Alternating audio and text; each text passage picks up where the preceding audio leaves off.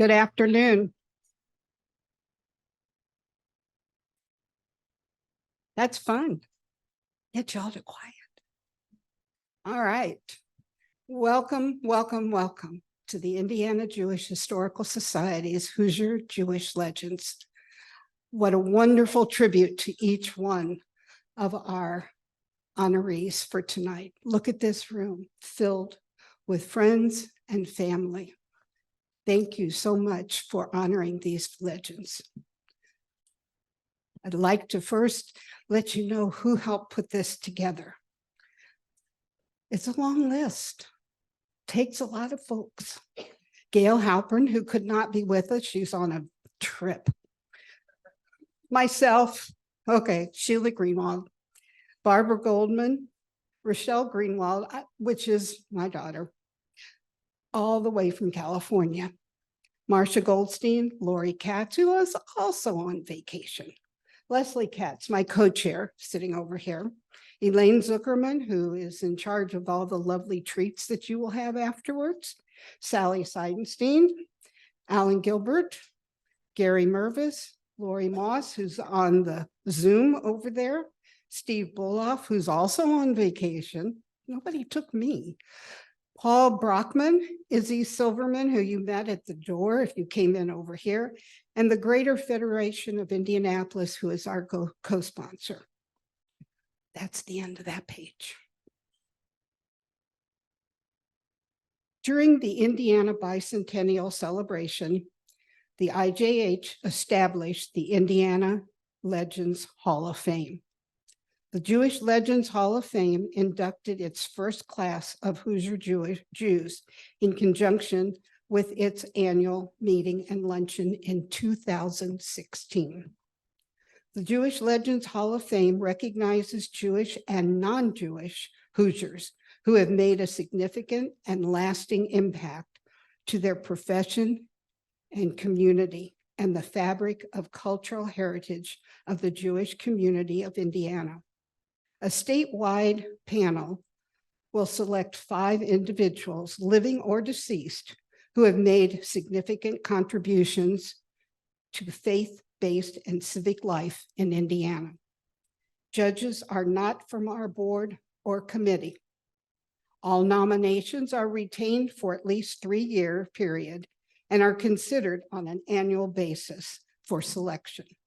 If anyone here would like to nominate an individual for next year, please contact us on our website, or I have brought some applications, so see me afterwards.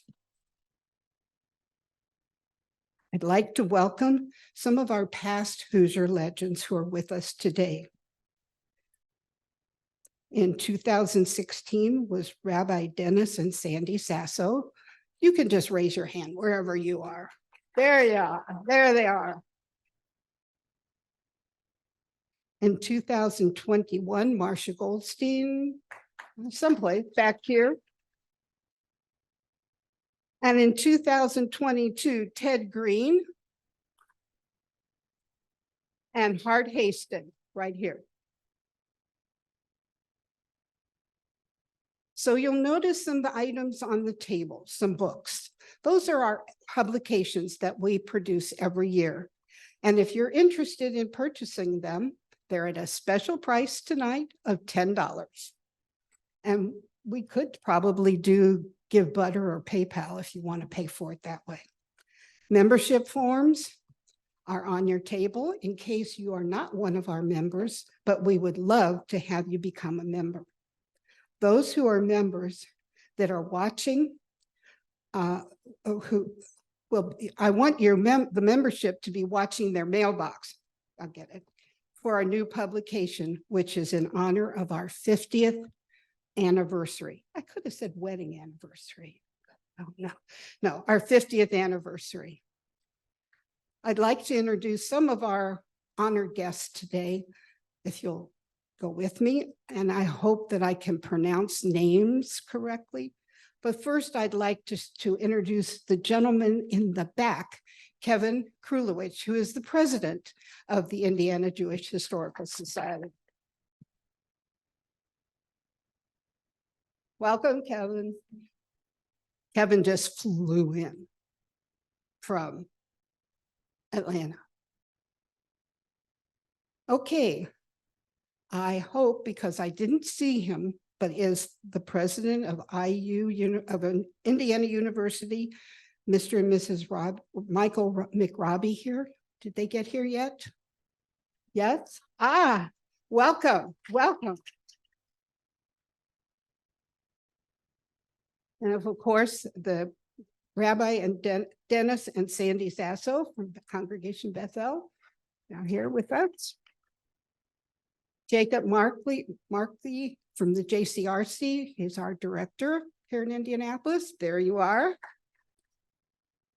And even though you're one of the honorees, Jackie Schreier, who's from Fort Wayne, the director of the Federation in Fort Wayne. And Rabbi Meyer Bargeron from Fort Wayne Congregation. I didn't see him come in, but Rabbi Brett Kirchville from IJHS. Yes, no, not yet. Okay.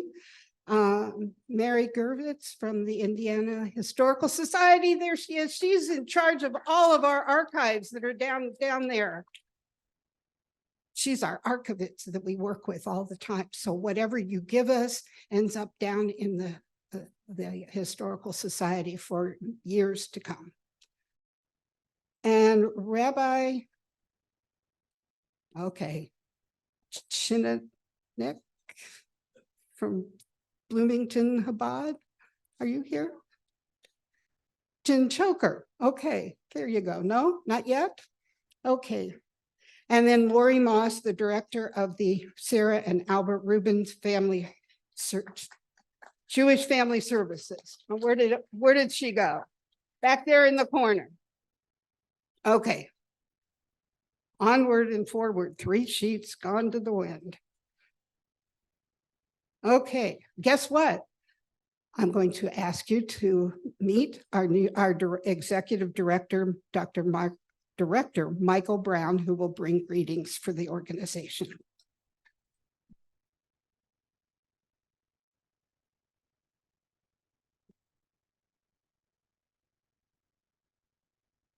Thank you everyone for coming today. Distinguished guests, supporters in the Indiana Jewish Historical Society, it's my gratitude and thanks to our Legends Committee for all of your hard work, and to the Jewish Federation of Greater Indianapolis for being such a great host year after year. Toda Rabbah. And please give them a round of applause. It's my distinct honor to induct the class of 2023 into the Hoosier Jewish Legends Hall of Fame. This class reflects a firm commitment to Indiana's Jewish communities and ideals. We can all look up to these role models as an example to future generations of aspiring leaders in the Hoosier state. Please also give our 2023 Hoosier Jewish Legends a round of applause. Welcome to this special event where we celebrate our Hoosier state's diverse tapestry of Jewish history and honor our Hoosier Jewish legends who have shaped our community.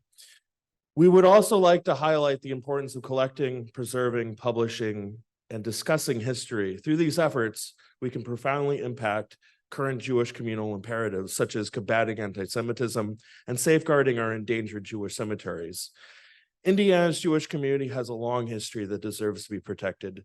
From the early immigrants who braved challenges of building a new life in unfamiliar lands, to entrepreneurs, artists, scientists, educators, and activists who made lasting contributions to our history and are a testament to resilience, determination, and our cultural contributions to the state of Indiana.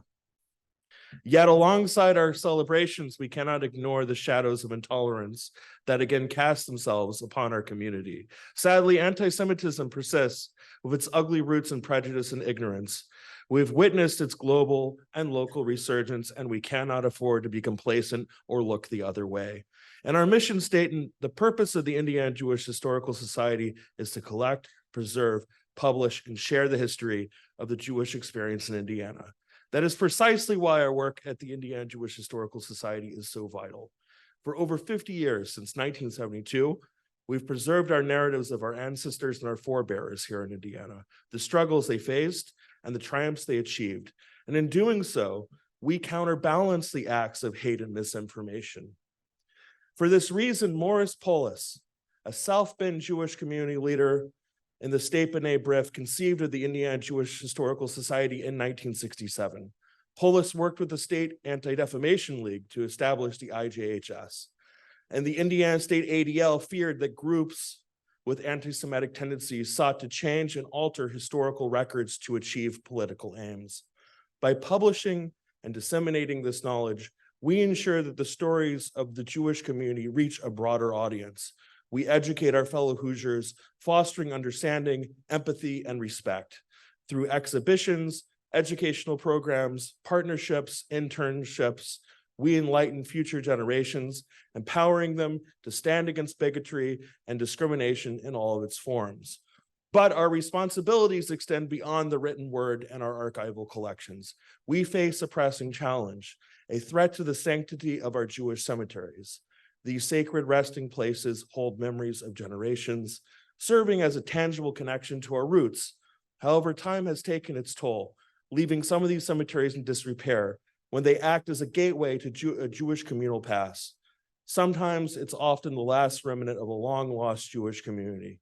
We must also consider the protection of our historic synagogues and other significantly historical, important Jewish landmarks across Indiana. We must also take action to preserve our ancestors' memory and ensure the continued existence of these sacred grounds. The Indiana Jewish Historical Society is committed to leading the charge of collaborating with local community members, volunteers, preservation experts to preserve these sacred or historically significant sites. To that end, we have started working with several stakeholders on projects to increase the number of Jewish-related state historical markers across Indiana and to map out Indiana's historic synagogues through the Indiana Synagogue Mapping Project, which you can find on our website at ijhs.org. Through our collective efforts, we can honor those who came long before us and protect their legacies for future generations. In conclusion, my friends, we find ourselves at a critical historical juncture. As we witness the rise of anti-Semitism worldwide, it becomes our duty as custodians of our heritage by collecting, preserving, publishing, and discussing our history, we counteract the forces of hate and dispel ignorance and foster unity. We can help combat it. Let us rally behind the Indiana Jewish Historical Society, an institution dedicated to the cause of remembrance and understanding. Please join the Indiana Jewish Historical Society. Your financial impact is so important so that we can build a future of tolerance, acceptance, and respect and ensure that those ideas prevail and that side of the Hoosier spirit prevails. Together, we can ensure the flame of Jewish history in Indiana burns ever brighter, inspiring future generations to stand against anti-Semitism and to champion the values of compassion and justice. Thank you, everyone, and please enjoy the program. And I'd like to honor all of the Hoosier Jewish legends here in 2023.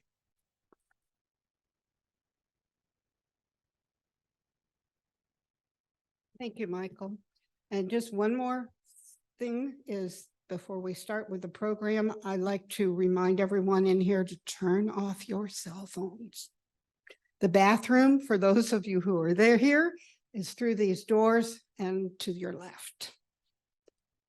I would like to introduce Leslie Katz, my co-chairperson, to introduce our first legend.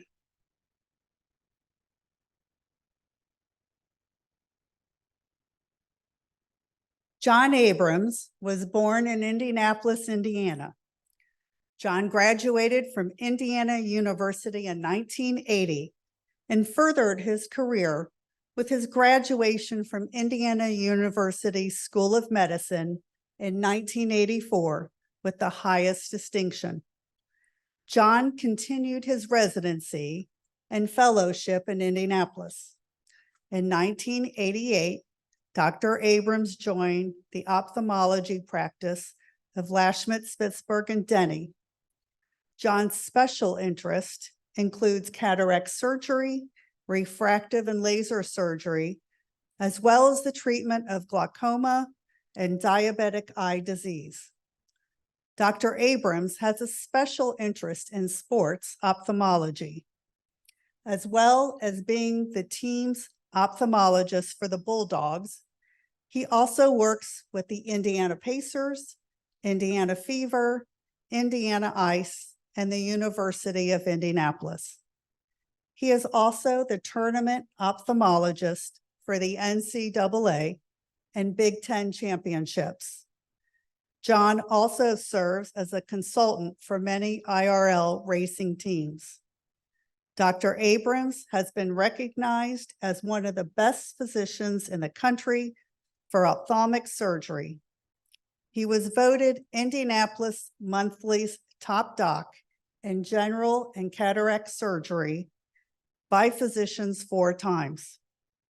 Dr. Abrams was the recipient of the 40 Under 40 Award by the Indianapolis Business Journal for outstanding accomplishments in his profession at a young age. Dr. Abrams has donated his professional services to Prevent Blindness of Indiana, Project Health, and various service organizations to provide care for those less fortunate. He has provided treatment and performed surgery on immigrants and visiting patients from Russia, Africa, Middle East, Europe, South America, and the Caribbean. Dr. Abrams enjoys community volunteerism while serving on many charitable board of directors for over 40 years. For the 22nd consecutive season, the Indiana Pacers have partnered with Dr. Abrams in presenting the Abrams Academic Achievement Award. This award was established to recognize Central Indiana elementary and middle school students for their academic and leadership performance in school. His community work does not end there. He has been providing monthly eye care services to Daymar, a leading provider of services to people with disabilities. He supports the Indiana Blind Children's Foundation's annual fundraising event, as well as Fighting Blindness Foundation, and provides services at the Trinity Free Clinic. He co-founded the Dropping Dimes Foundation, whose main focus is the well-being and betterment of former players of the American Basketball Association who are experiencing hardship. His organization in July of 2022 successfully lobbied the NBA Board of Governors to pay 115 ABA basketball players $24.5 million in recognition payments. Dr. Abrams has been extremely committed to the Jewish community in Indianapolis. He is a former JCC president, Jewish Federation of Indianapolis president. He helped bring the Eva Core exhibit to the Indiana Historical Society and sponsored a virtual reality experience. He has hosted and fundraised for Birthright, as well as hosted the Ann Katz Festival. Dr. Abrams has worked with writer Ted Green, who created the Emmy award-winning documentary Eva, A7063, about the life of Eva Core. Both Mr. Green and Eva Core are past recipients of Hoosier Jewish Legends. Dr. Abrams spent many days of his childhood here at the JCC and developed his love of basketball. It was here at the JCC where he met the love of his life, Diane. Dr. Abrams and his wife, Diane, have 2 children, Leslie and Michael. Dr. Leslie Abrams-Tobe is an ophthalmologist who joined his practice in 2017. They enjoy spending time with their grandchildren, Bella and Dylan. In his free time, he enjoys skiing, traveling, attending sporting and music events. Congratulations on becoming a Hoosier Jewish legend. Please welcome Jeff Abrams, who will present the award to John.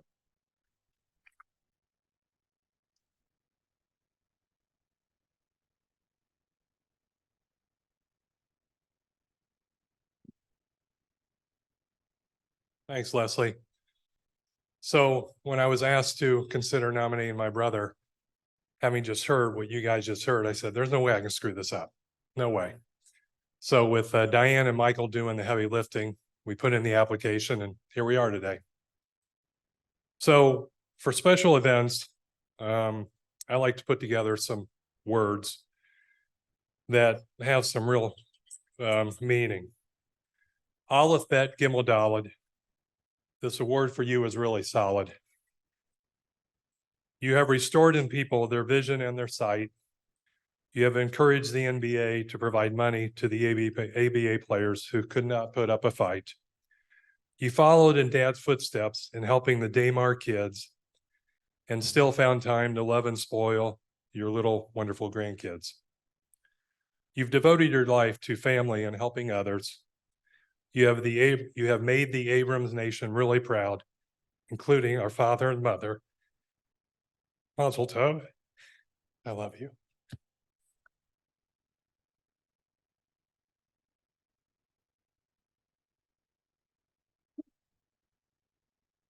He got all the poetic skills in the family. But before I start remarks, I want to say that when I walked in here today, it was rather ironic that I was getting this award at the J, because as it was already mentioned, I literally grew up here. This was the center of my Jewish universe.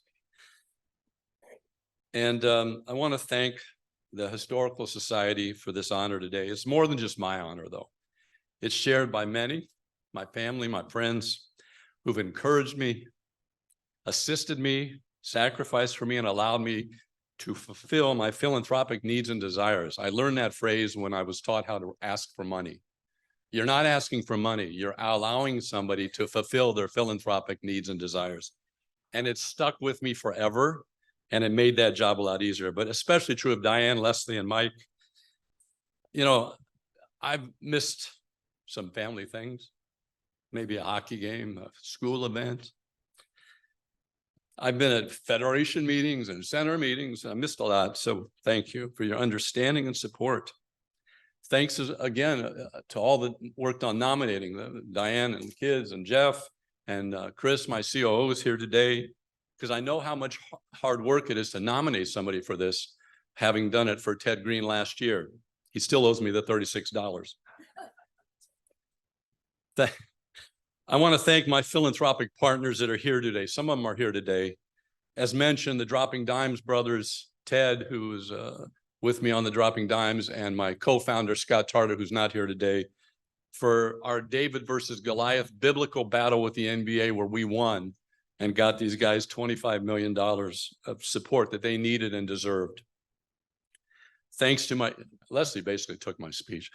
Thanks to my Eva Core family, Ted again, Alex, Graham, who are here today, who helped me combat anti-Semitism and hatred through education in Indiana schools, through the wonderful exhibit at the Historical Society that's still ongoing, where you can take a virtual reality tour of Auschwitz with Eva narrating in your ear for 20 minutes. And it's lifelike and real.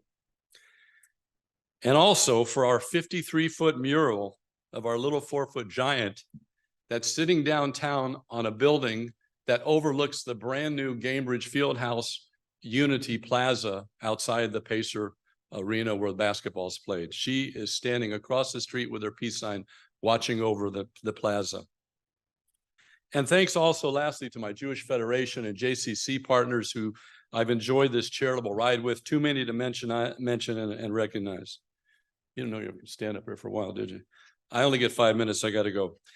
I've been studying science and medicine for close to 50 years, as was mentioned. I took a lot of hard classes at IU. The hardest one I ever took was genetics with Thomas Kaufman. I'll never forget it. It was the hardest A I ever had to work for. But little did I know in my career that we would find genetics at the forefront of diseases and new treatments and where everything's going. I always wondered why the Jewish people make up 2% of the world's population, but win 20% of the Nobel Prizes. Maybe it's genetics, maybe there's a Nobel Prize winning gene. Genetics can be bad. There's lots of diseases that affect the Jewish people, like Tay-Sachs. And in my case, my brother got all the skinny and golfing genes. I wasn't so fortunate. But genetics can be good. And although it has yet to be found, and the gene sequenced, I'm convinced there's a gene with a high prevalence in the Jewish population. And it's definitely present in my family. And I soon believe they'll find a Tikkun Olam gene. It goes back to my grandparents in Florida, who started the first Jewish community in Fort Lauderdale in 1920. They founded the first synagogue, the first Sunday school, and a lot of organizations. And then my grandmother here used to fix up the Jewish guys at Fort Bend with the local Jewish girls at the Kirschbaum Center, which was the center before this one. And Mel Simon once told me that that's where he met his first wife, because she fixed him up. My parents had the Tikkun Olam gene. My mother was involved in many philanthropic organizations in the Jewish and general community. My father was involved in this organization, the Historical Society. He started the West Side Exchange Club. He was president of the board of the Prevent Blindness in the Southwest Health Center, and he went on many eye missions to Kenya, to Honduras, to Haiti, to Cuba. Even into his 80s, he was going in the jungles to examine people. My brother Jeff could easily be standing here in my place. He's had contributions to a multitude of organizations, both Jewish and non-Jewish, for decades. And Diane, although not really genetic, but Diane also has been involved in giving back, and my kids are showing the signs. And I lost my paper here. I definitely inherited this Tikkun Olam gene, and I plan to continue with the support of my family and many here today, my inborn need to pursue philanthropic endeavors and philanthropic desires. This award isn't the end of my work. It'll serve to encourage me, and hopefully some of you out there today, to do more every day going forward to repair this world.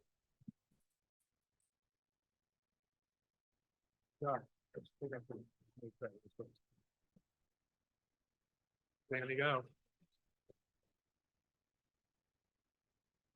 Thanks. And Sheila, if you want to go on a trip, we're driving in a couple hours. I'll have you next. I'm not a traveler.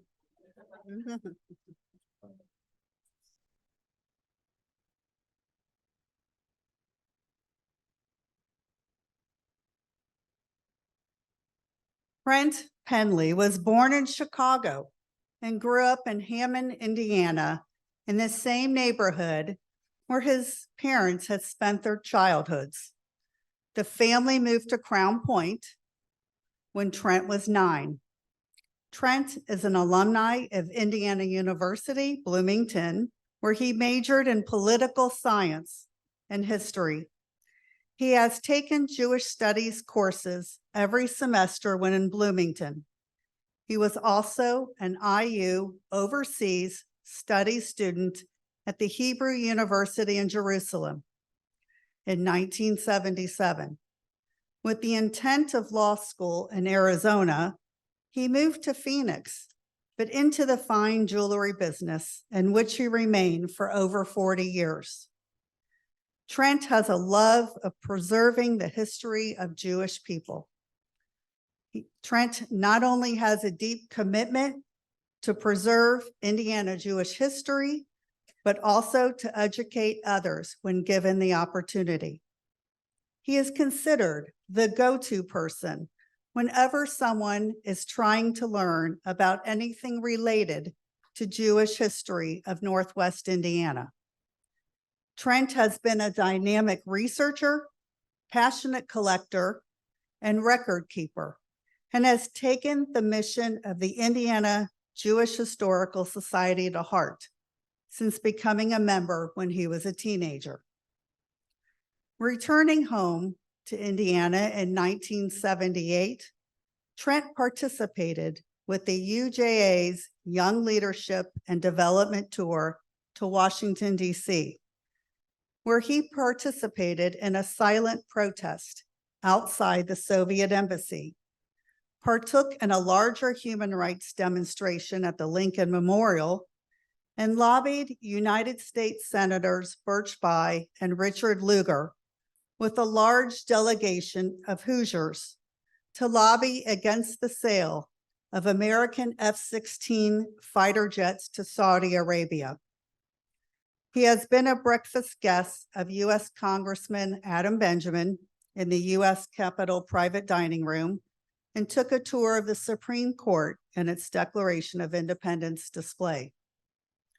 Back home in Indiana, Trent's conference course on the Calumet region with the late Grammy nominee, best-selling author, and co-founder of the Calumet Regional Archives in Gary, Professor Ronald D. Cohen, saw him writing a 10-page paper on Hammond's Jewish community in the 1950s. Trent, already a member of the IJHS for several years and aware that there is no comprehensive history of the Jewish communities in Northwest Indiana, began a 3-year study of devouring every book published on Northwest Indiana, scouring for Jewish references. This resulted in a 100-page paper on several communities with an extensive bibliography.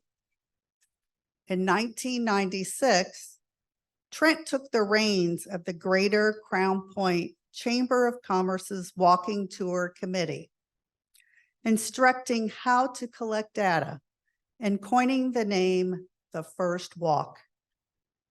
The historical folkloric walking tour of Crown Point's South Court Street, including Ruffle Shirt Hill and 80 houses, he wanted to author so the town would have a more cosmopolitan view and not regurgitating the same lily-white history. 2 houses, once occupied by Jewish merchants, were therefore included. For one of these families, Trent saw to a medallion affixed to a lamppost, a proclamation from the mayor, and several generations of the Weiner family gathering in 2009 at the Patriarch's Factory and their matriarch's grand home. Trent discovered a long-lost novel thought to be a folklore when researching The First Walk.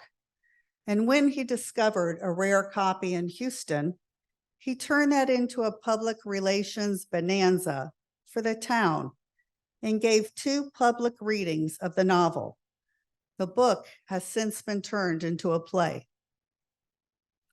Trent continued his contributions to the archives of the IJHS, and by 2000, began working on an inventory of every Jewish known community in Indiana. He saw a void in the organization's mission after it deeded its collection of 4,000 papers to the safety of the vaults in the Indiana Historical Society, and a skip in their publications of the Indiana Jewish history. Seeing a map of Indiana that had been produced to note idiosyncrasies of the various historical marker sites around the state, he thought a Jewish map might be a great educational tool. Within an hour of adding notes to the map, it became overwhelming unless you had a computer map. It just wasn't possible. Trent's mapping project continued creating an inventory of Jewish connections county by county. The Indiana Department of Natural Resources and their Historic Preservation and Archaeology Department got wind of Trent's project, and this became the foundation of their Jewish Heritage Initiative. The IJHS is listed as a contributor. The late Jewish Studies professor, Irving Katz, who Trent had studied with at IU Bloomington, called and asked him to join the board of directors. He accepted and then held the vice president position and presidency for 7 terms. From 2002 to 2005, Trent was on a cultural connections committee that put together 3 annual shows on the diversity of culture in Northwest Indiana. He built 3 displays that were visited by over 10,000 guests at the Indiana Visitor Center in Hammond, along with the Frank Borman Expressway, each with a different theme. The first, an overview of Jewish histories from a photograph of the first antebellum congregation and their temple in LaPorte, Indiana, to photographs of swastikas that defaced Hammond's large congregation in recent years. The second exhibit were influences the American Jewish community had on culture in the United States: fashion, cosmetics, literature, and jewelry designs, and the local factories that created American fashion icons and introduced Estee Lauder cosmetics, a Nobel Prize winner and Pulitzer Prize winners that were raised in Gary. The last exhibit introduced 40 local women through the generations that improve the quality of life. In 2015, Trent nudged the Brower Museum of Art at Valparaiso University to host a retrospective of the late artist and IJHS honorary board member, Herman Gerfunkel. Trent put together powerful PowerPoint presentations for the confirmation classes at Temple Israel in Valparaiso. The Indiana history lessons the students told him were the best classes they ever experienced. As a pandemic project, Trent began filling in biographical information with photographs through a website, Find a Grave, for the hundreds of Jewish graves in Portage, Indiana, and the burial grounds of the 2 congregations in Gary, Indiana. This is an ongoing project with Temple Israel Cemetery now completed and beginning with the 1,400 graves in the neighboring Temple Bethel Cemetery. Trent hopes this project becomes a prototype for many Indiana Jewish cemeteries, or perhaps a class for Hoosier Jewish religious school students. When future generation scholars and non-scholars seek to explore our history, they will find valuable resources in the work of Trent. It's individuals like Trent that allow our faith and culture to be preserved and well beyond our living years. Congratulations on becoming a Hoosier Jewish legend. Trent will be presented his award by Judy Katz. If you'll both come up. You want to start Trent up there? Yeah.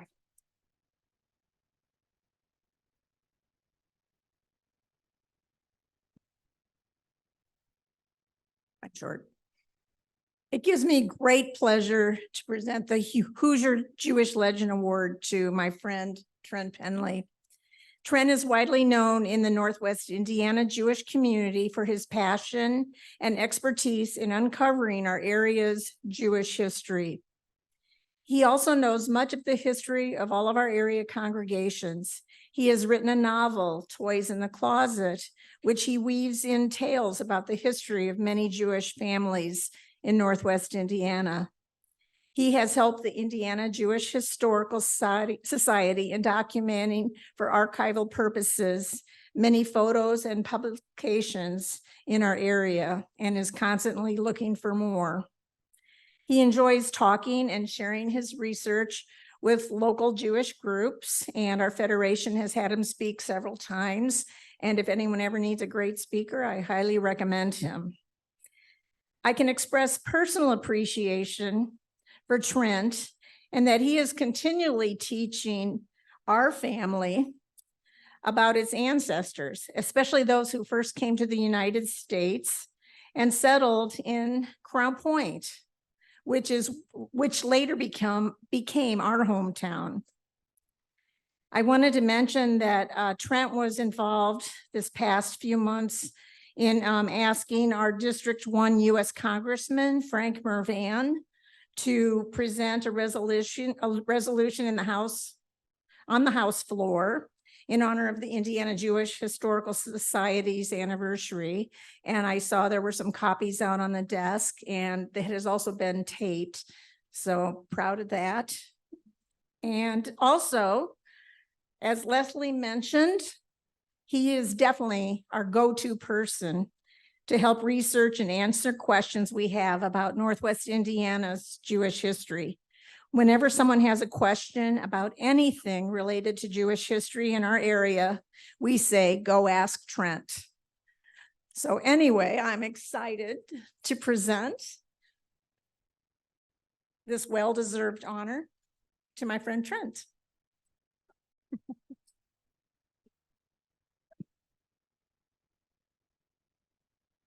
Thank you, Judy, who is the four-term president of the Northwest Indiana Jewish Federation, and to the Indiana Jewish Historical Society Legends Committee, and especially to that ad hoc group in Northwest Indiana that saw to this nomination. They are Judy Katz, Lisa Giglio of Miller, Mark Sperling of Maryville, Linda Dunn of Munster, Kay Rosen of Miller, and Ashley and Joshua Halpern of Cherville. When the letter arrived announcing my being a Hoosier Jewish legend, I began thinking back, what was the catalyst that made me focus all of my adult life on the betterment of the Jewish people? It all began in high school when the Crown Point Speech and Debate Club hosted an event in our gymnasium during the Yom Kippur War, should the United States supply Israel with weapons. We all know that that massive airlift in 1973 saved Israel. What I didn't know then was that attending that high school event would be a bloodbath.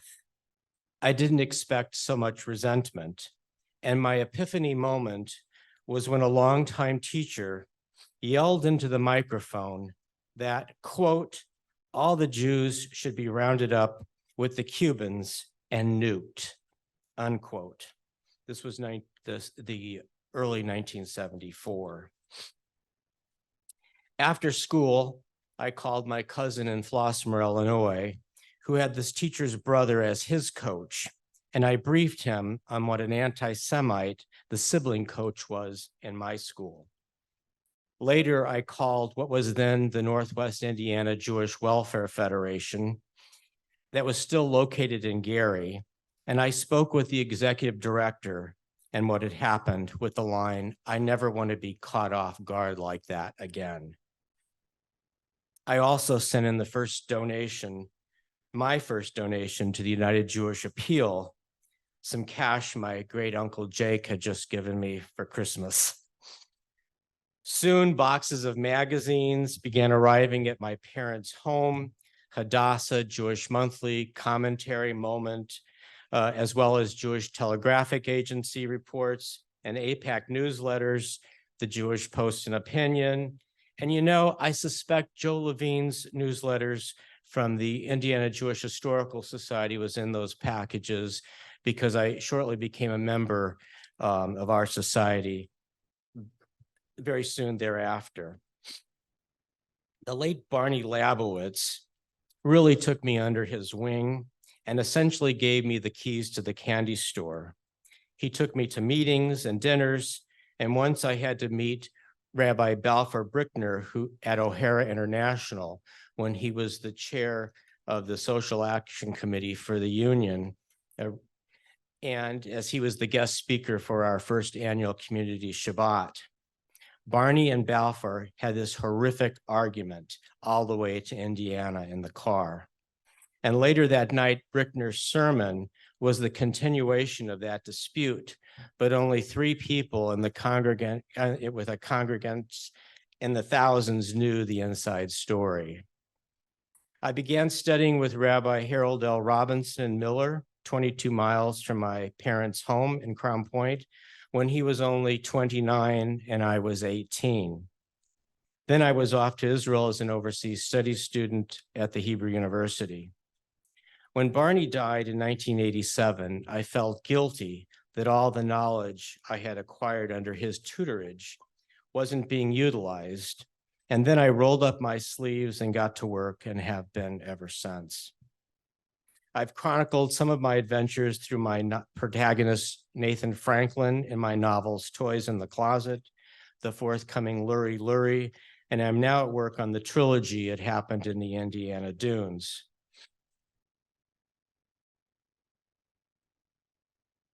I slip in obscure historical vignettes, and I'm thrilled when researchers, two recently from Israel, that have written to me and ask if they were true.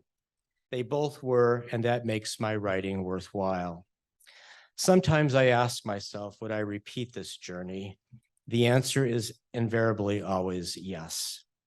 Sometime in the future, 20 years hence, all that will remain of me will be my papers, my letters in the IJHS archives in Indianapolis, and some at the Calumet Regional Archives in Gary, and my novels in the Library of Congress and the Jewish National Library.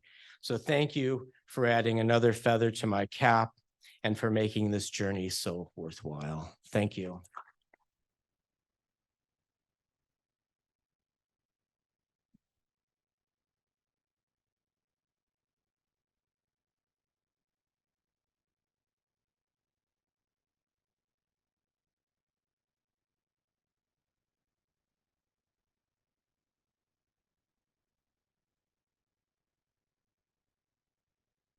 Good afternoon, everybody. As Sheila mentioned, my name is Kevin Krulowich. I'm the president of the Indiana Jewish Historical Society. Apologize, my voice is a little scratchy, but I promise I am COVID negative. I'd like to share with you some remarks on our next honoree. Dr. Alvin H. Rosenfeld was born in Philadelphia to Russian Jewish parents. He came to Indiana University Bloomington in 1968. IU had no Jewish studies program, nor did any other university in America. He was not hired to create such a program, but Dr. Rosenfeld did just that in 1973 and went on to become the founding director of the Bourne's Jewish Studies programs for the next 30 years. In addition, when he came to Bloomington, there wasn't a synagogue in the area. He established the first synagogue and has led services there for over 50 years. Dr. Rosenfeld received his PhD from Brown University and holds the Indiana University Irving M. Glazer Chair in Jewish Studies.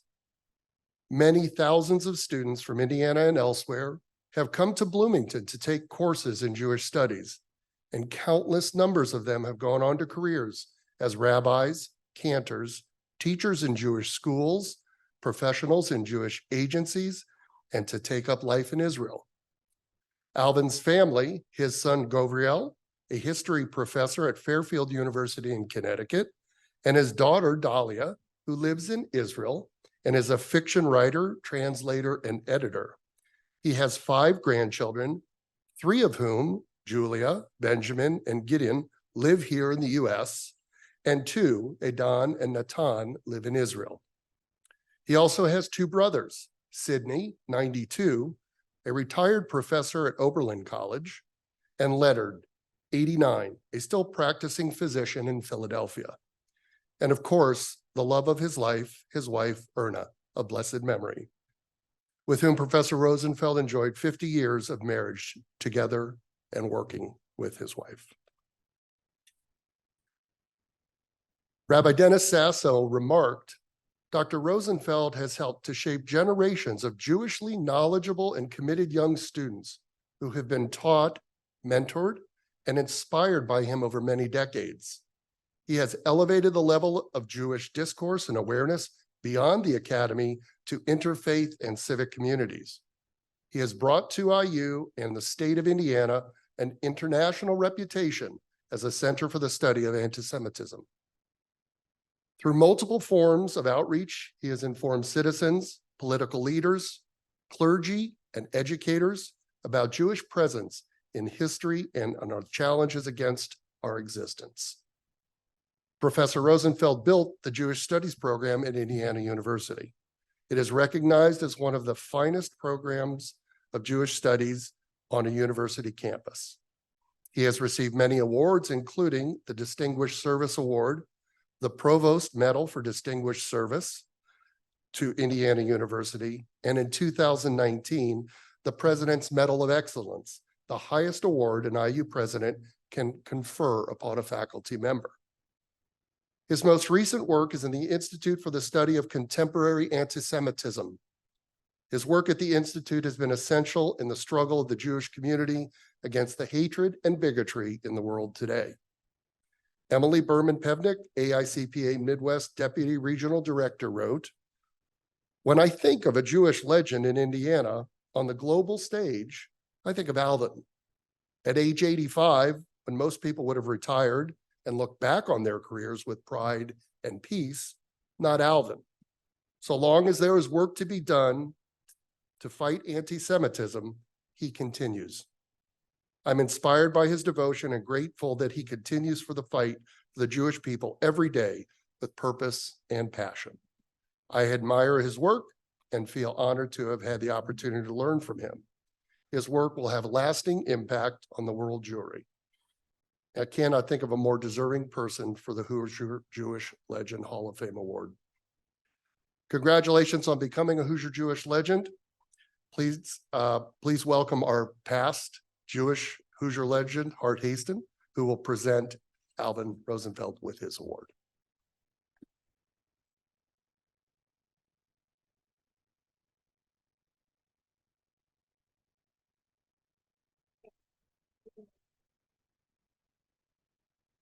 This is going to be the shortest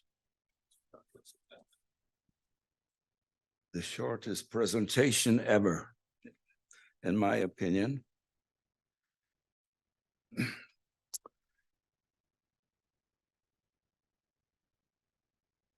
Professor Alvin Rosenfeld, we have been friends now for, mentioned before, about at least 45 years. And I've always admired you. And you've been my hero for many years. And just recently, you gave an interview just recently. And I was so impressed that I said, I'm going to use your words.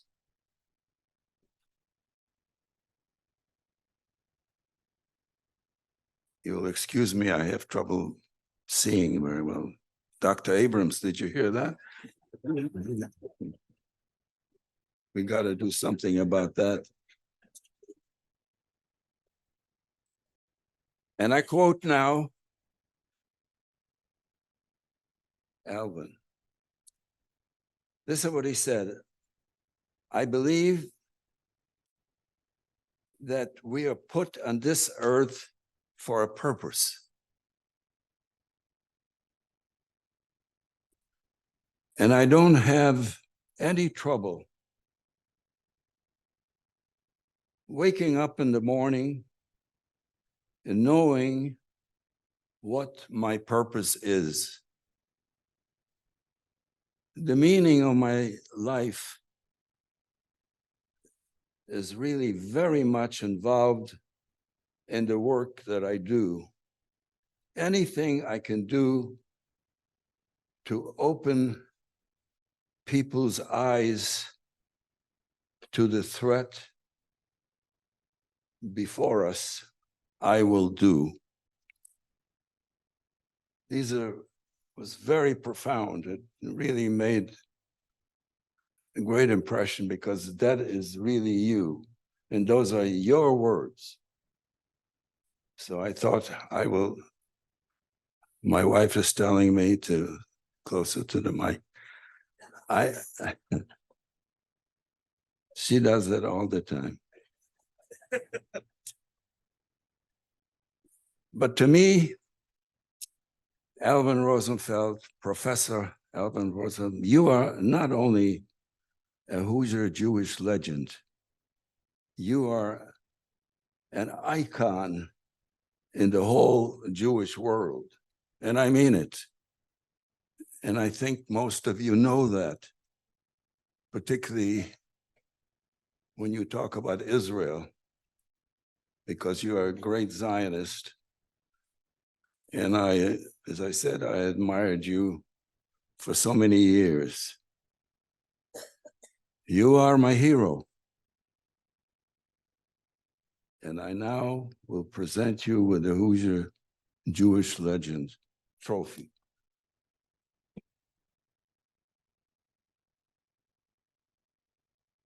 I told you it would be short. I hope you appreciate it.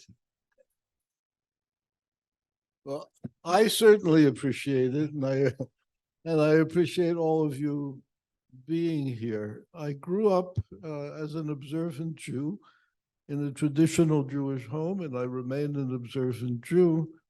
So you'll permit me to say a very brief prayer of thanks. Baruch atah Adonai Eloheinu melech haolam, shehecheyanu v'kiyamanu v'higiyanu lazman hazeh.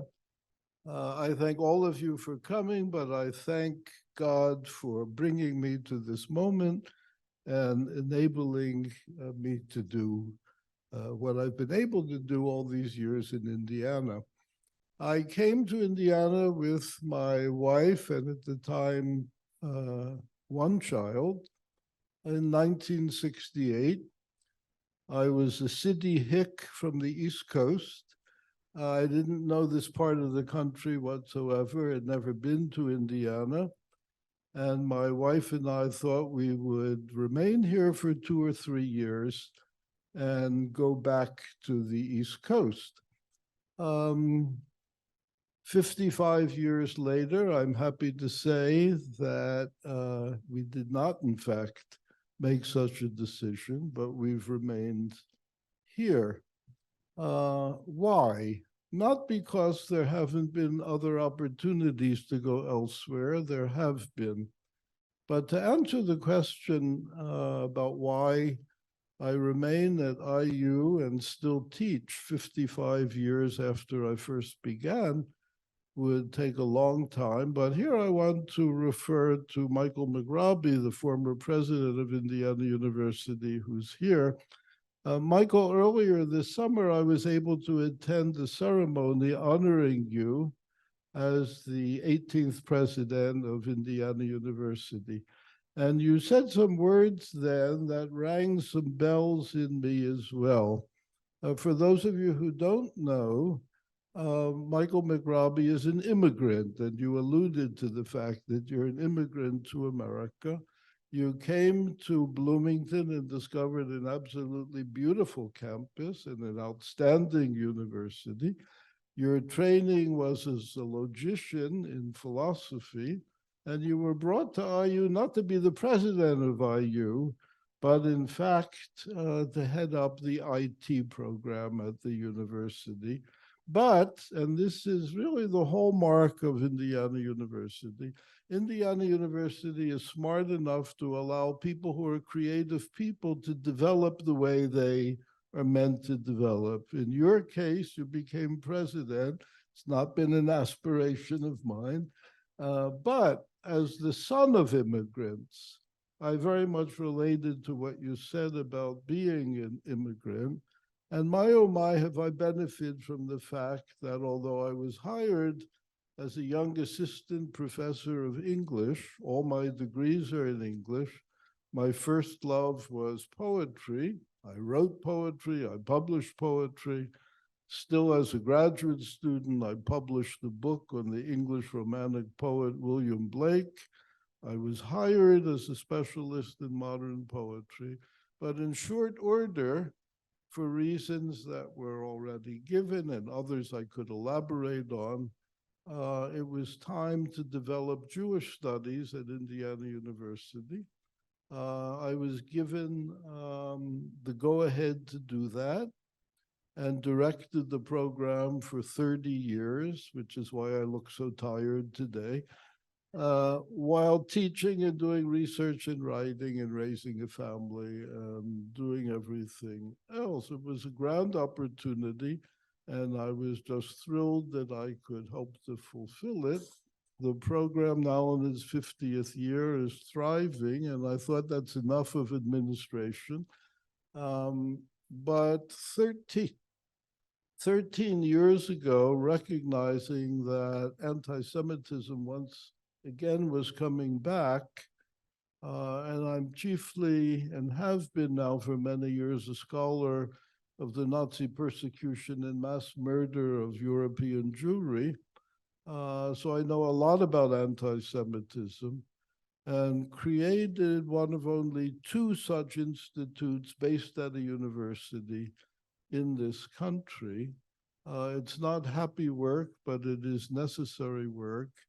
And once again, I'm so grateful to IU, who hired someone who was a specialist in modern poetry to become a specialist in the Holocaust and anti-Semitism and all of those things. So gratitude is certainly something that just fills me up with pride and pleasure. So many of you, a number of people who are my students, in fact, are in the room right now. May I ask my former students to stand up, in fact, because look at this. Wow.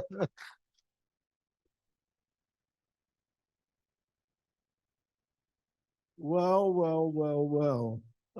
Also here is a doctor who pulled me through a difficult time a number of years ago and was my physician, Jim Cowley, for some 30 years. So thanks to you, Jim. Thanks to my beloved companion, Gail Nichols, who keeps me going.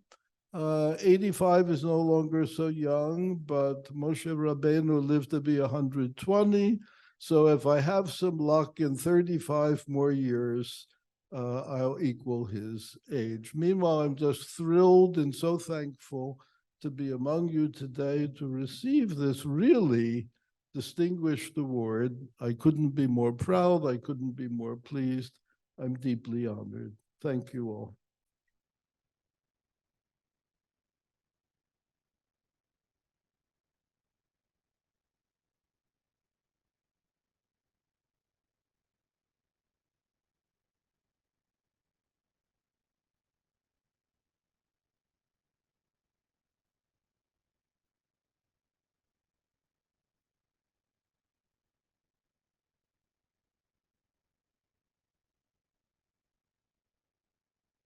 Jackie Schreier is already known as a legend in Fort Wayne, Indiana, and it is a delight that she has now been named a Hoosier Jewish legend. She was born in Pontiac, Michigan, and attended Michigan University, where she studied human resources. Jackie's accomplishments are many and too numerous to report each one, so a few will be highlighted here. For many years, Jackie has taken on the responsibility as a Jewish leader in her community. In dealing with anti-Semitism occurrences, religious liberty infringements, Holocaust education, interfaith relations, and outreach throughout all Northeast Indiana. She has served as president or chairperson of many Jewish and secular organizations, committees, and events.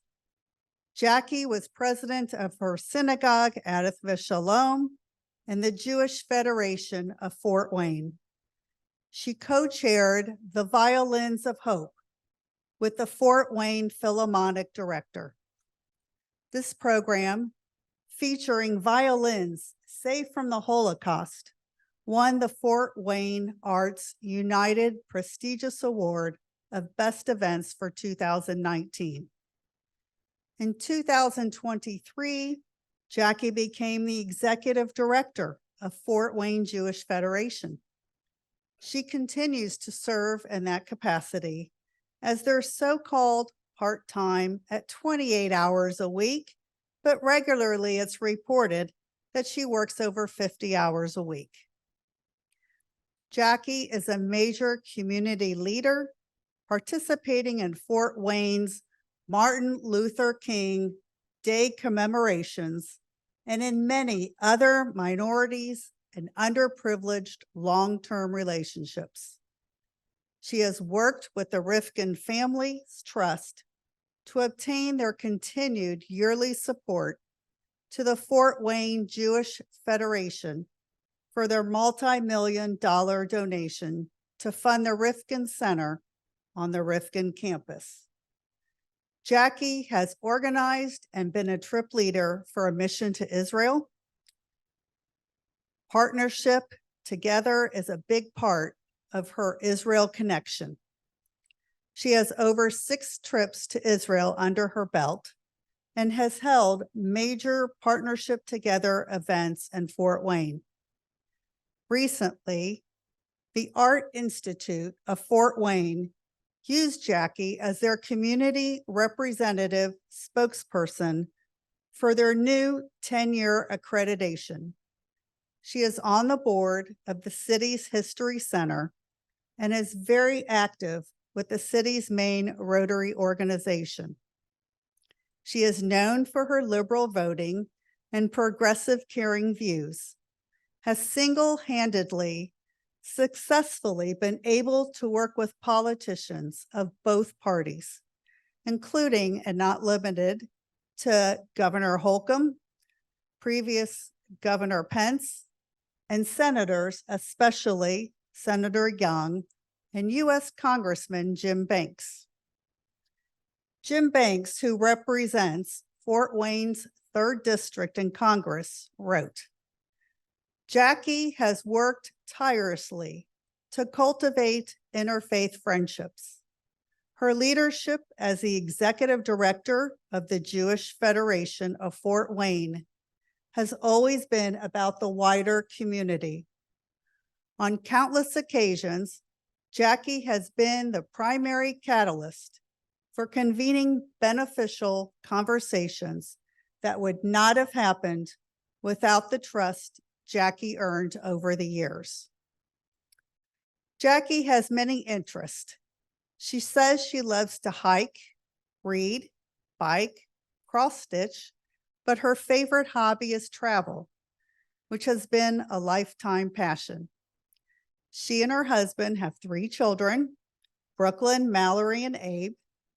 Jackie and her husband, Dr. Eric Schreier, together follow the very essence and the spirit of Tikkun Olam, repairing the world by their acts of kindness. Congratulations on becoming a Hoosier Jewish legend. I now ask Dr. Eric Schreier to please come up and present the award to Jackie.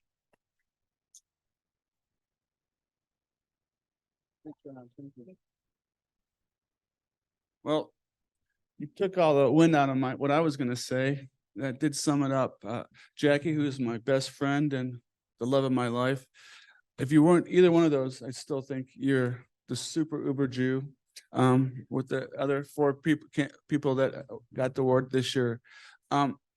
She lives and breathes Judaism, and if she wasn't the executive director, she would volunteer. And it is true, a mile week for her is at least 50 hours. Even though she's part-time. She's not only active in all things Jewish, she's the head of the Holocaust Committee for all the, basically in Fort Wayne, there's only, the synagogue folded into the temple a couple of years ago, so there's only one program. Jackie was religious school director for both the synagogue and the temple for a number of years, was president of the temple. And this summer, we actually went to Poland and went to Auschwitz. One of the things that she loves besides Judaism and working with everybody of all the different programs is her interfaith relations in Holocaust and Jewish education. We actually had to turn down, Jackie actually turned down, I'm just a trophy husband.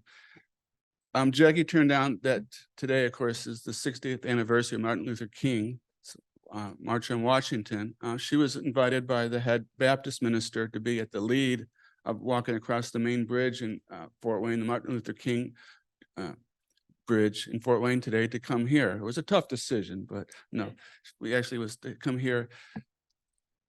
She worked with Jim Palermo on the Violins of Hope, which was in the 225-year history of Fort Wayne, the largest event program that the city's ever had by far.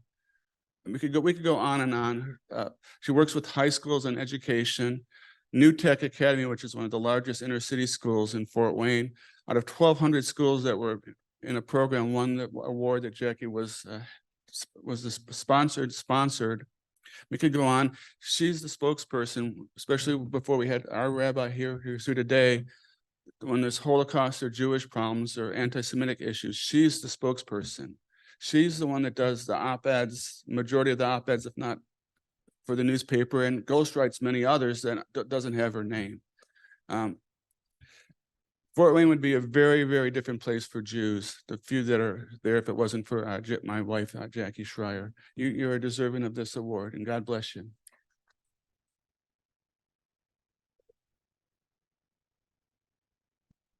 I'm for Clemp.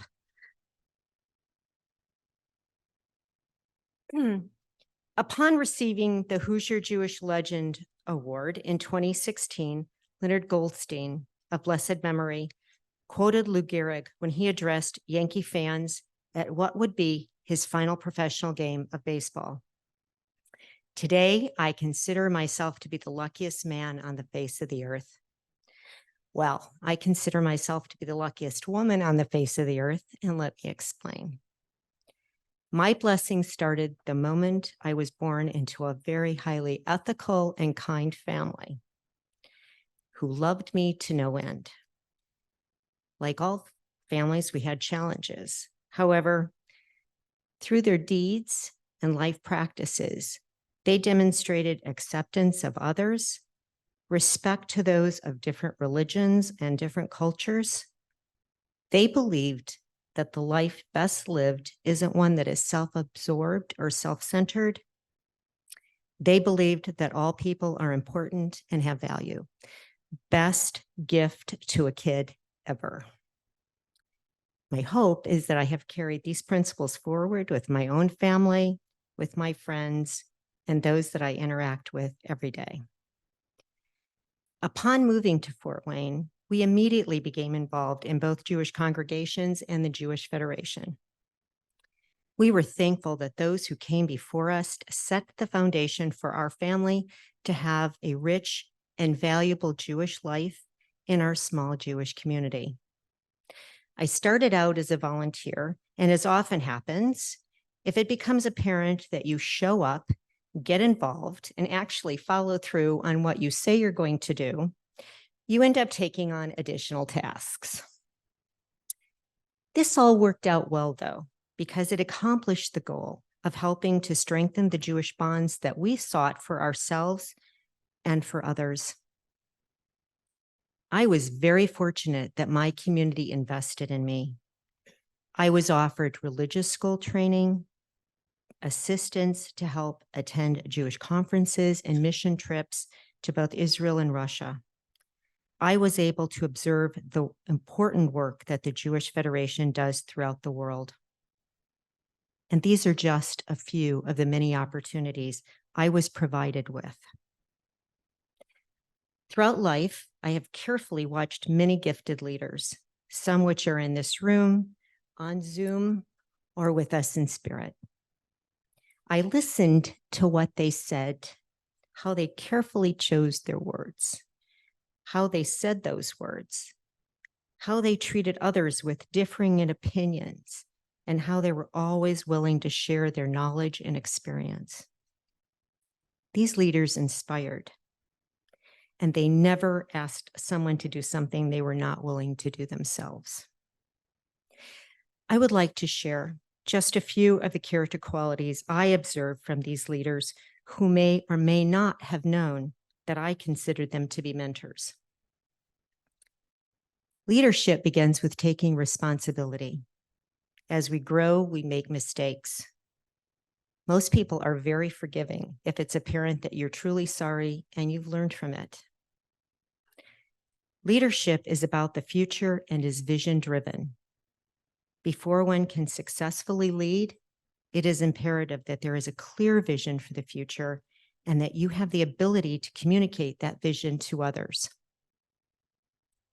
Leaders study the difference between the statesman and the politician. Leadership means believing in the people you lead, They believe that the highest form of leadership is teaching, as teaching creates leaders. Mentors prefer the leadership of influence to the leadership of power, as influence lifts people above their former selves, while power keeps people subjugated and their growth stunted. They lead because there are people in need, there are injustices to be fought, there are wrongs to be righted, problems to be solved, and challenges to face. In essence, effective leaders recognize all of this as a call to light a candle instead of just cursing the darkness. Effective leaders develop friendships and establish vital relationships outside of their own religious community for the greater good. Effective leaders work together on community, social action, and interfaith projects that span and surpass what may divide us. To build future leaders in accordance with Judaic principles and values, it is imperative that our Jewish communities continue to invest in our religious schools, campership programs, Israel adventure experiences, Hillels, Jewish studies programs, next gen events, and our young leaders programming. Let us give our future leaders the valuable tools that were provided to us so that they can continue the mission to do tikkun olam, to repair the world. I owe so much to my grown children, Abraham, Mallory, and Brooklyn, all of whom follow and practice the principles of Judaism. They inspire and motivate me as I continue to strive to be a better person. To my amazing husband, Eric, you have no idea how much I appreciate your continued support and encouragement that has allowed me to pursue a career that feeds my soul and helps me to support others to do the same. I thank the Indiana Jewish Historical Society for creating this very meaningful award. Thank you to all the leaders for writing the letters of recommendation that enabled me to receive it. You are a true inspiration to us all. And we thank those of you who drove all this way to be with us. You're wonderful. It is impossible to personally thank all the people who have been with me along this wondrous journey we call life. Please know that you mean the world to me. You are truly mensches, and you are a blessing to all you know. It not only takes a village to raise a child, it takes a village to develop leaders. So you see, I truly am the luckiest woman on the face of the earth. Toda Rabbah. May God bless you. Thank you.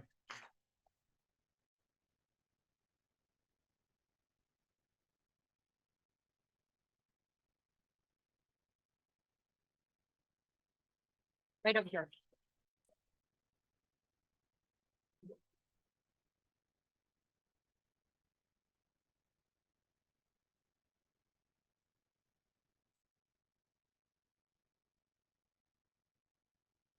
Congratulations, Jackie. Our final honoree for today's program, Gregory Silver. Greg attended Shortridge High School and achieved his BA at Miami University and degree at Indiana University Bloomington. His family, wife Rennie and children Scott, an attorney in Vancouver, and Sarah, a teacher at North Central High School, his grandchildren Izzy, Piper, and River, are as important to him as giving back to his community. As a longtime board member of Keep Indianapolis Beautiful, Nora Northside Community Council, Indianapolis Greenways Committee, and was the chair of the Hoosier Sierra Club and their general counsel. He served on the United Way Board subcommittees, along with the Indianapolis Recycling and Waste Reduction Boards. A volunteer for Wheeler Mission, a member of the Democratic National Party Platform Committee, and was nominated by Judy O'Bannon to the Shortridge High School Hall of Fame. He was awarded the SAG Award of the Wabash from Governor Frank O'Brien. Greg testified to the U.S. Congress on the expansion of the Indiana Dunes Crescent Dunes, now part of the Indiana Dunes National Park. He testified in Congress to create the Charles C. Dean Wilderness Area, the only such one in Indiana. And he's been a candidate for Indiana State Senate and Indianapolis City County Council. One of Greg's achievements stands out. When Indiana was being sued and accused of polluting the country with acid rain, Greg joined a coalition of utilities to find a solution. In this day of gridlock, which was not the same back then, he and James Rogers, the CEO of PSI Utility, crafted a compromise to clean up dirty Indiana, Ohio, and West Virginia coal plants, with credits to those plants that cleaned up their operations. In the last moments on Capitol Hill, the acid rain control bill was passed and cleanup was a success. Greg believes that effort, working with rather than against opponents, will be a lasting legacy for clean air forever and may someday lead to other types of resolutions on environmental pollution, contamination, as we build our economy and jobs. His list of Jewish activities includes co-sponsor of the Ava Core Scholarship at Butler University and was a participant in the movie Ava 7063 on PBS in 2020. He is on the board of the Indianapolis Hebrew Congregation and has co-sponsored Earth Day at the Indianapolis Jewish Community Center. He is a member of the Bourne's Jewish Studies Board of Directors at IU Bloomington. The late Robert Bournes of blessed memory that nominated Greg wrote this: Greg has acted with integrity and earned the respect of many for his leadership in the Jewish society and non-Jewish community. I look forward to his wit and wisdom in his weekly column that he writes for the Indianapolis Kiwanis and is the point person on speaking there for protection of our air, land, and climate. In Rabbi Dennis and Sandy Sasso's letter, I quote, Greg Silver is philanthropically committed, social justice minded, and culturally engaged. He is the father, his father, and family before him, and Rennie, his devoted partner, have been indispensable actors in making our city and state hospitable, caring, and inclusive to all. Congratulations on becoming a Hoosier Jewish legend. And I call upon another one of our former Jewish legends, Rabbi Dennis Sasso, to present Greg with his award.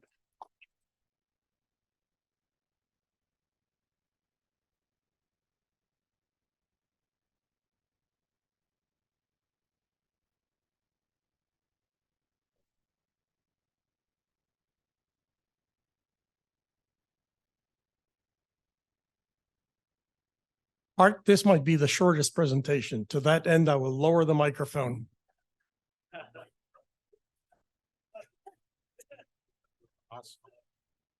Come close, come closer. Well, it has already been made clear how Greg is an ambassador to the civic, political, and business communities of our city and of our state. Very involved in the life of Butler University, a big fan of the Bulldogs. And through those engagements and many more, he honors the memory of his beloved and very influential father, member of the faculty and prominent leader, Butler University, David Silver. Well, we know that Greg is a consummate environmentalist.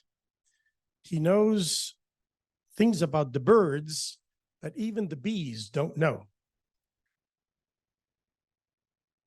But Greg's environmentalist stewardship is not only about the world of nature, but about society, for which he fosters a climate of understanding and of goodwill. We could say that the reputation of Mr. Silver is sterling, that he is worth his weight in gold. But of course, we know that Rennie is the crown jewel. Our tradition speaks of various crowns of distinction that a person may wear. the crown of learning, the crown of leadership, the crown of service. Greg Silver wears all three crowns with distinction. But above all, our tradition proposes the crown of a good name. And Greg Silva wears the Keter Shem Tov, the crown of a good name, with distinction and with humility.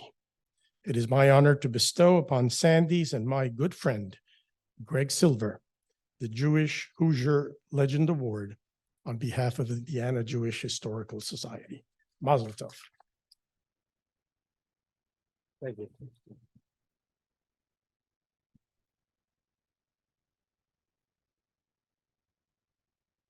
Thank you very much, Dennis. Being the last cleanup hitter here, I will try to summarize some of what we've heard. Per my wife's very strict instructions and revisions, I have reduced the length of my remarks. I'm excluding references to my support of abortion rights, combating global warming, opposing book burnings, protecting monarch butterflies and hummingbirds, nor will I discuss my amazement of watching leafcutter ants in Guatemala and Belize. I'm not using my 1 minute more to read the Gettysburg Address as I do every February for the Kiwanis Club, or to tell you today what illegal spot zoning is. But I will mention my support for my cousin Miles Nelson, who's running for mayor of Carmel.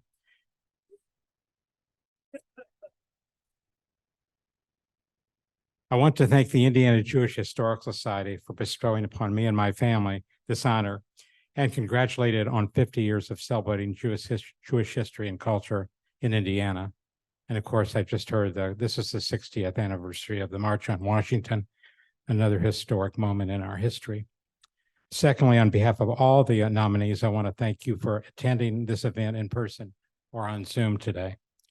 I'm honored as well by your award, as it was also given to my beloved father a few years ago, Dr. David Silver. So I guess it's a first for a father and son.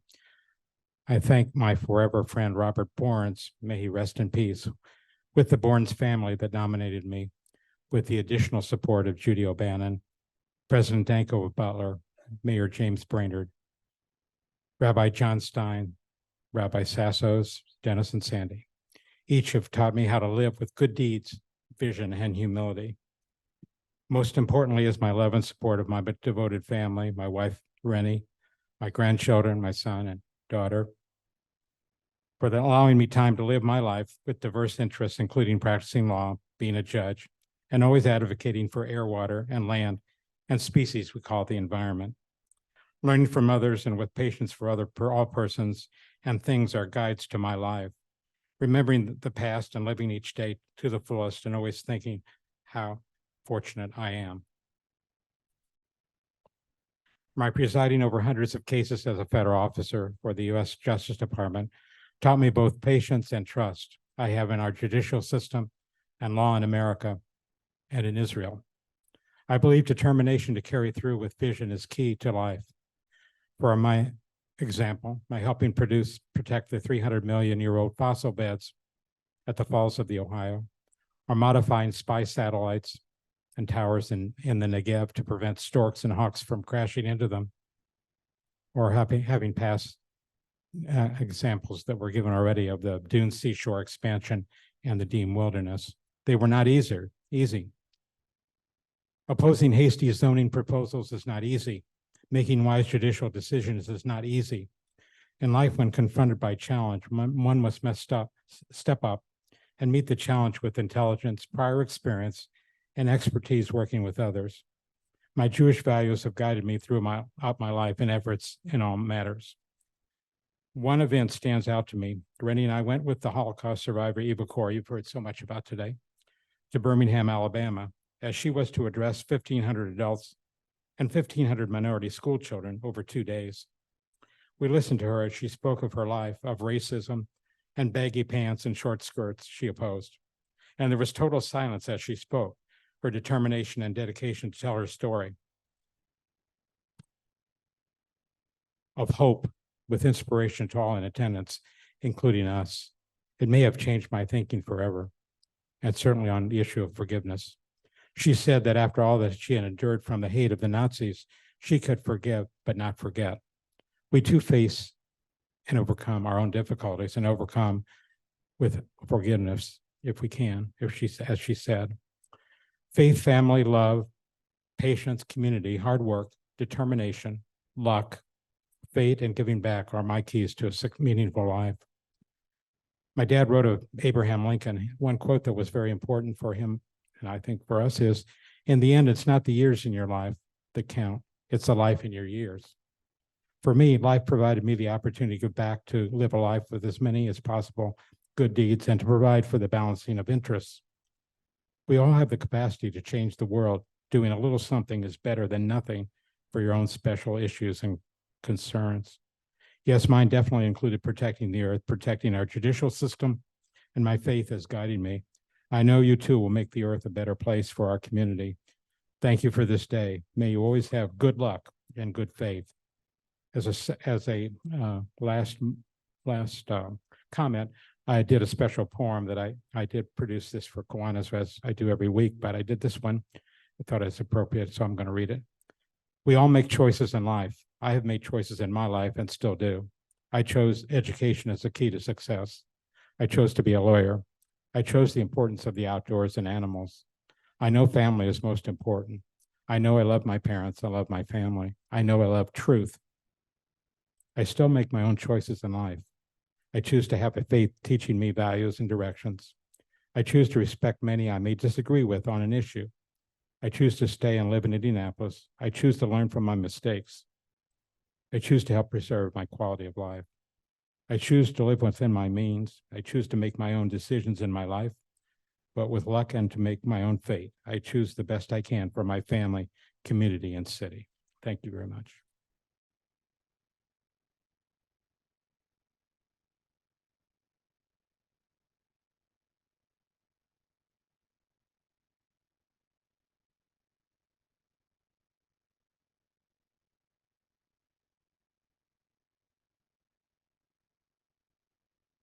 Go ahead.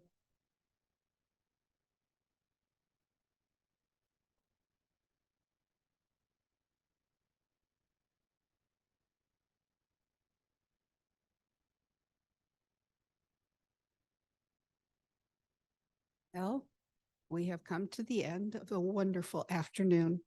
I want to thank everyone who has joined in this celebration on Zoom and here in person for the 2023 Hoosier Jewish Legends. I want to thank the Federation of Greater Indianapolis for being our co-sponsor again this year. And we want to invite everyone to stay for the reception in honor of our legends and their family and friends. Also, you have been having your picture taken. You want to see the photographer so that he will be able to give you a picture as a little memento to go home with, because he's taken quite a few. Also, make sure that all the legends come over here for a group picture. Thank you very much. Everyone have a safe journey home, and just everybody be safe. Thank you.